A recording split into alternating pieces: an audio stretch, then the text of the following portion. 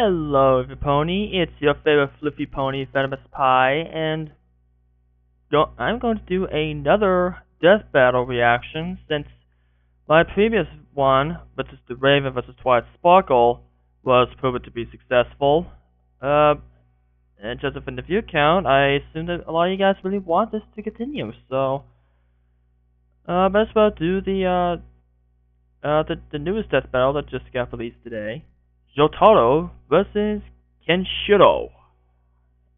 I hope I pronounced those names right, because I have no knowledge of those two characters.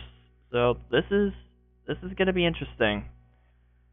So just without any further delays, let's just get this one started. This is Jotaro versus Kenshiro.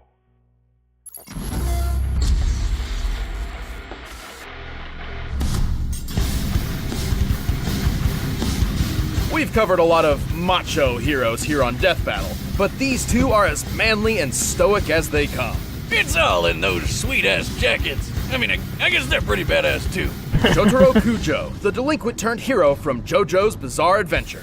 And Kenshiro, the wandering fist of the North Star. He's Wiz and I'm Boomstick. And it's our job to analyze their weapons, armor, and skills to find out who would win a death battle. As a teenager, Jotaro Kujo was a fairly infamous troublemaker. But you can just call him JoJo like his friends do. Get it? Jotaro Kujo. How bizarre. Well, being a high school hoodlum isn't usually a good idea. Awful. It worked out great for him, because he toughed up a lot. At the age of 17, Jotaro was arrested for brutally pummeling 4 known gang members, who were armed with knives and nunchucks of all things, with apparently his bare fists. But Jotaro had a bigger problem. He didn't know how he did it. He knew he was tough, but not that tough, so he came to the only conclusion that makes sense. He was possessed by an evil spirit! Oh. Just like my pet rat. Yeah, wait, is that why he's been scratching pentagrams all over his cage?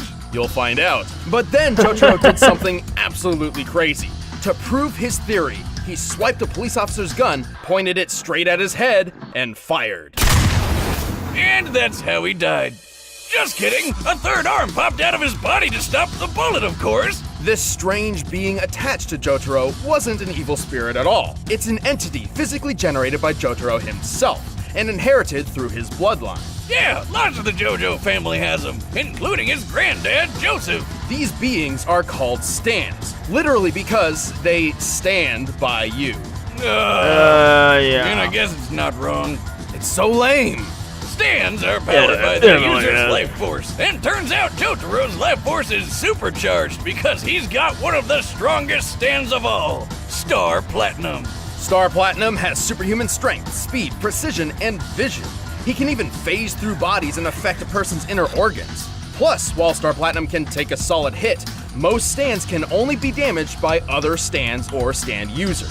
So he's basically invincible unless he's fighting another stand? Exactly. In fact, unless you have a stand of your own, you wouldn't even be able to see Star Platinum. Oh great, so he's invincible and invisible. And Okay, when you combine that's all that with actually Jotaro's interesting. fighting skills and exceptional cleverness, they make a magnificent team. That's good, because Jotaro soon found out his family's old vampire nemesis was out to get him. Dio! With Star Platinum at his side, Jotaro didn't just stand up to Dio, he copied Dio's greatest ability, the Time Stop. With this new power, Oh, Star great. Platinum can freeze time everywhere for 5 seconds. He can do it multiple times, though it does need a sort of recharge between uses. Kinda like an ability cooldown in a video game, or me in the bedroom, ladies. But still, he can friggin' stop time! In Jotaro's case, he may be human, but he's strong enough to smash through stone and leap several stories. On the other hand, Star Platinum is said to be faster than light. Sure. Technically he can because he can stop time or whatever, but he can't really move that fast normally, right? Well, maybe. Star Platinum has matched his speed with another stand called Silver Chariot. Silver Chariot previously defeated a different stand called Hanged Man. Long story short, Hangman moves between reflections at light speed, and Silver Chariot caught him in mid-movement. Granted, Silver Chariot had to use an elaborate plan to force Hangman into moving in a predictable direction.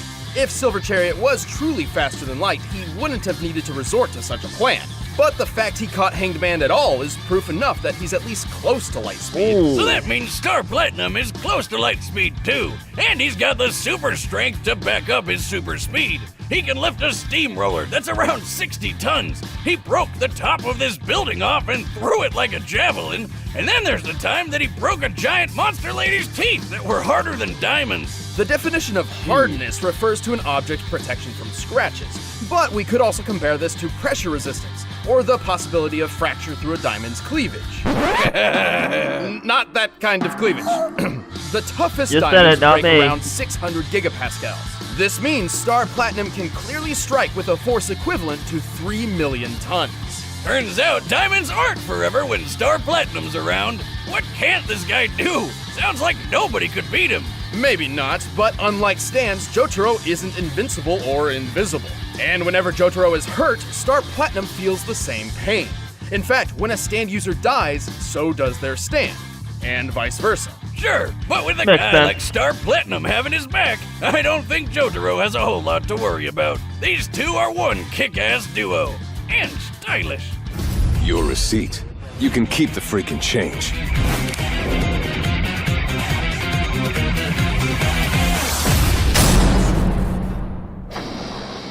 It's the last decade of the 20th century, and the world has been ruined.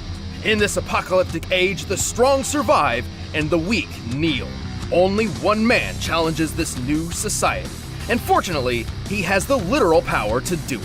Kenshiro, Fist of the North Star. Like most important protagonists, Kenshiro began his journey to greatness as a young orphan. Lucky for him, he eventually met Old Man Ryukin, who was a pretty cool dude. Ended up adopting Kenshiro along with a few other kids. He was also the 63rd Denshosha, Don't shoot what? It's on safety. a grandmaster of an ancient Chinese martial art called Hokuta Shinken. While anyone can learn the basics of this dangerous fighting style, there can only ever be one grandmaster for each generation. So that's what Kenshiro set out to be. And with patience, training, and plenty of muscle building, he was named the next successor of Hakuna Matashin. Too bad his adopted brother got pissed he wasn't chosen and killed Ryukin over it. Talk about a sore loser. With Hokuto Shinken Yeah. mastered, Kenshiro can focus his energy into his strikes, effectively killing an opponent with a single blow to their pressure points. There are 708 malleable pressure points in the human body, and striking any of them can cause all sorts of effects. Stunning, blinding, healing, restoring memories, making people walk backward. But mostly, they just make people explode. Anyway, things started looking pretty great for Kenny. He even got engaged. But then nuclear war broke out and turned the Earth into Mad Max land. Kenshiro's fiancée got kidnapped, and this guy used his knife fingers to draw a nifty Big Dipper on Kenshiro's chest. Seriously, how is he not dead after that? Miraculously, Kenshiro survived and began his wayward journey, wandering the wasteland searching for revenge. And if we go by how many people he blew up, I'd say he got plenty of it. He really does leave a big mess behind. I can't even imagine what it must be like to clean up after one of his fights. Kenshiro had no problem I killing do horrible not envy baddies that with person moves who like does. his bone-crushing fist, spilling wheel-exploding fist, and 100 crack fist. Huh, seeing him kill all these people from the inside out reminds me a lot of my ex-wife. How? Emotionally, Wiz. Most of the time, his Ouch. body explosions don't even happen right away, giving him plenty of time to explain to his foes how they're about to die, right before they explode. You think you can beat me with a finger? That finger struck the hidden vital point known as Gakuchu. There's no use fighting now. You're already dead. But Hakuna Matata isn't just for blowing up people. Sure, Kenshiro has developed a number of legendary techniques, such as the Tenryu Kokyuho. AKA the art of dragon's breathing. According to Kenshiro, this unlocks the full potential of his natural abilities, where a normal fighter would only use about 30%. He can utilize Toki, or his own natural ki, to perform numerous techniques. Most of these involve punching, of course, but he can also create mirage images of himself, sense other fighting auras, and fire ki-based projectiles to attack or defend from a distance. And he can perform miracles, like making a mute girl speak. How the heck? But even that I pales know, in comparison to how? Hokuto Shinken's ultimate technique, one which no previous Grandmaster ever unlocked, Muso Tensei. Only those who truly understand pain and loss can apply Muso Tensei. With it, Kenshiro draws upon his inner sadness to enter a state of nothingness. From here, he is impervious to attacks, essentially achieving intangibility. He also somehow connects to the souls of dead allies and rivals, and can even use their techniques. But it's not like he needs them. He's already crazy enough on his own. He smashed the bones of a giant with a single hand, broke a metal table just by standing up, and hit a tank so hard it blew up. He's even strong enough to break a skyscraper in half. And then when it collapsed on top of him, he just walked through it. What a boss. Just the concrete in one floor of an average-sized skyscraper can weigh over 1,000 tons. You think that's tough? Kenshiro can stand in lava. Lava! You know how hot lava is? Up to 2,000. Yeah, really freaking hot, that's what. And remember that tank? Before he blew it up, it shot him square on. It did absolutely nothing to him. Seriously, this guy is manly as hell. お前はもう死んでいる。何？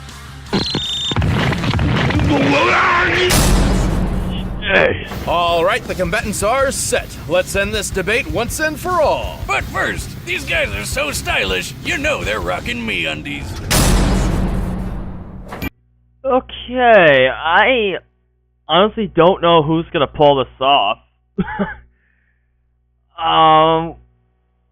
Honestly, I'm inclined to believe that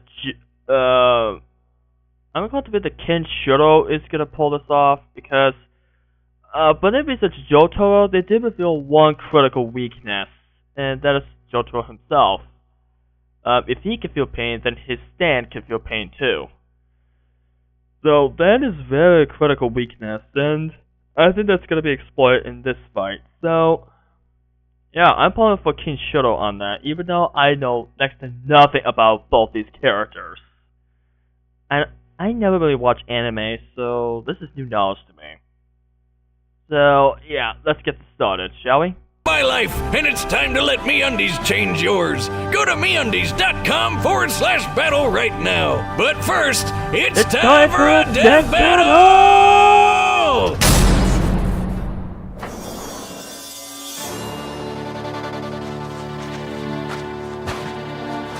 Oh, you poor soul.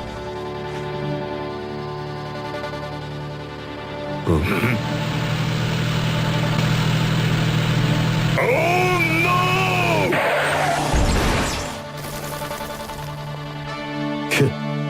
誰だ、おめえは。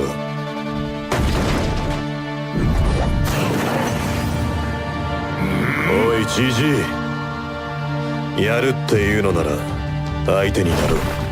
場所を選ぶ。そこが貴様の死に場所だ。やっぱりお前は態度がでかいな。Here we go.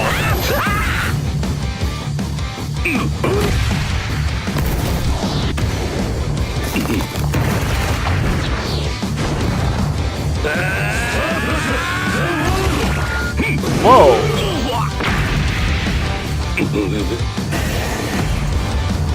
Oh yeah, the time stop might be a factor.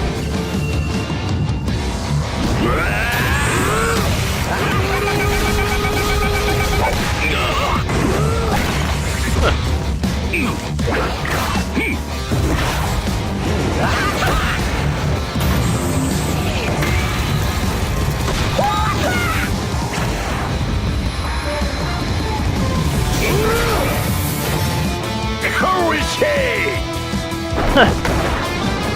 Tell me about it.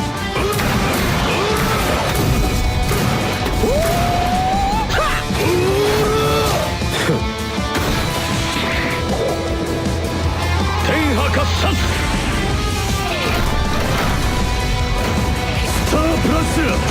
Oh my god! Like a boss. 時を止めた。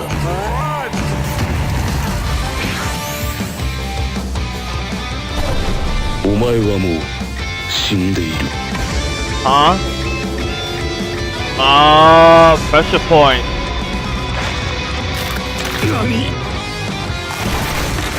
Yeah, called it.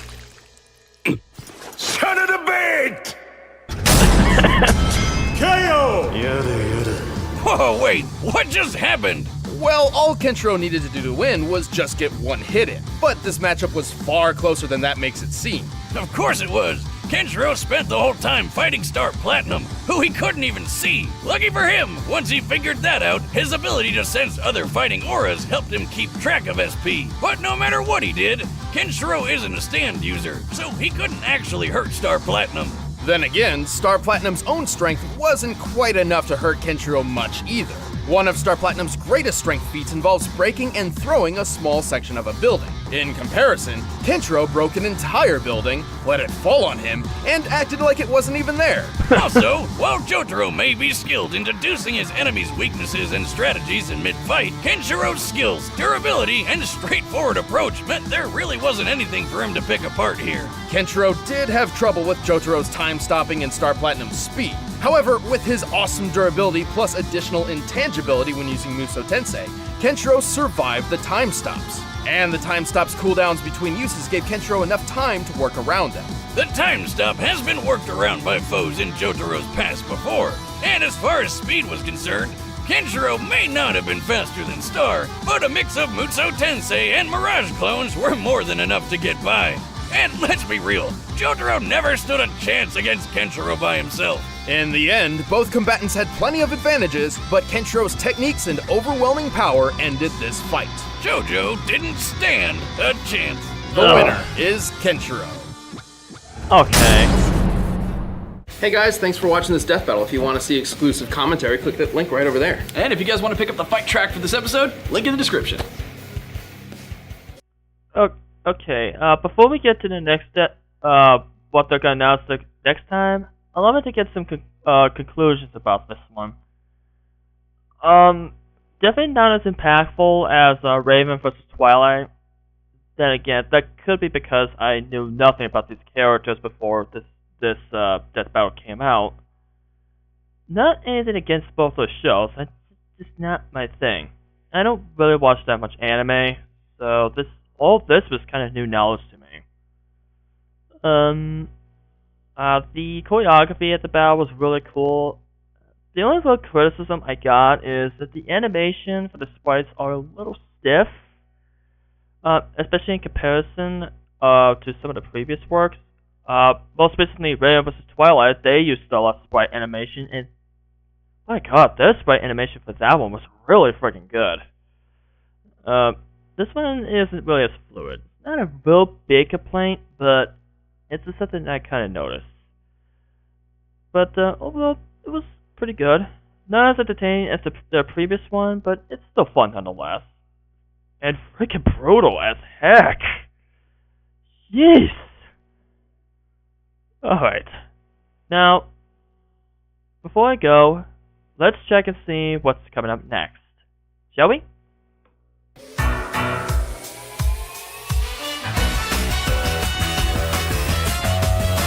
Oh.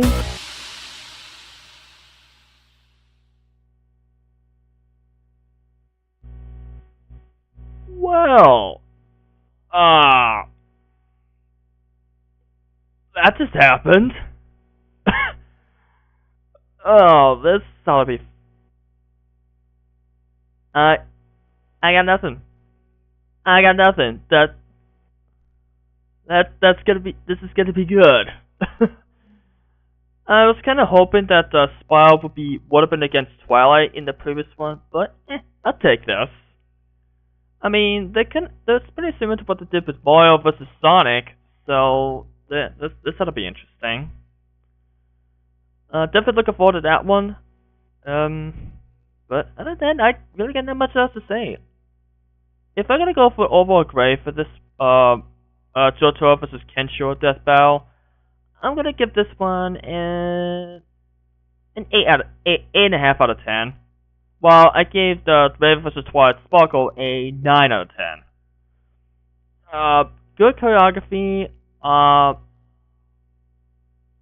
The animation on this one is a little stiff, but the choreography and the brutality of it all really makes up for it. Actually, I'm gonna lower this down to like a 7 out of 10 because a lot of jokes in this one really aren't that funny. To be honest, some of the puns in this one were just god awful. So yeah, Jotaro vs. Kenshiro, I give a 7 out of 10. Pretty good, but not gonna be among my favorites list. So that being said, I am Venomous Pie, and I'll see you on the next one. Peace.